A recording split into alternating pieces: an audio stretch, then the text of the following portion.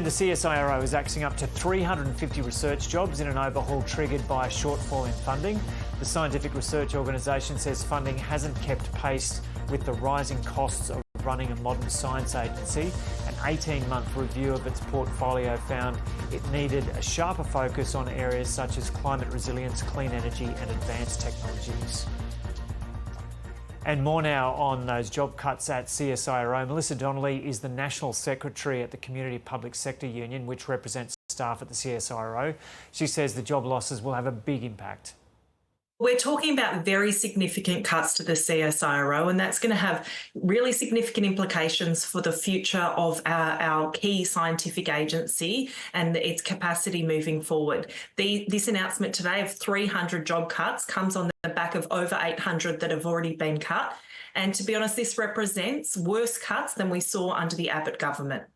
What about the Minister Tim Ayres' statement on this today saying the CSIRO will be exiting or scaling back on research in areas where work is being undertaken by other parts of the R&D system and building the foundation for strengthening and focusing effort in areas of national industrial science priority, kind of describing it as a bit of a repositioning?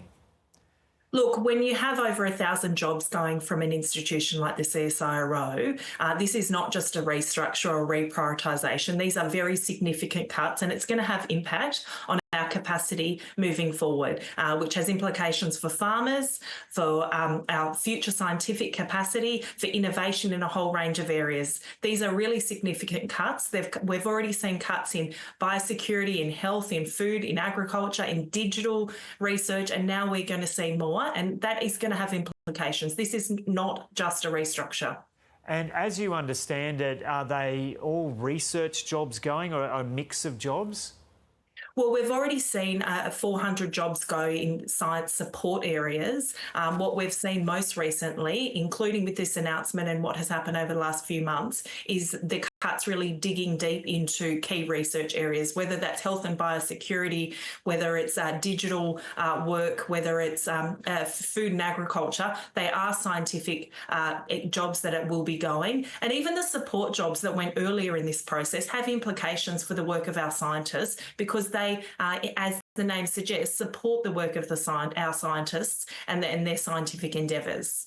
The Albanese government over the years has talked up the importance of science being central to Australia's capacity to deal with the challenges facing the world. Is its rhetoric being backed up by adequate funding for the sector or not? Oh, absolutely. The announcement today demonstrates that there is not adequate funding for the CSIRO.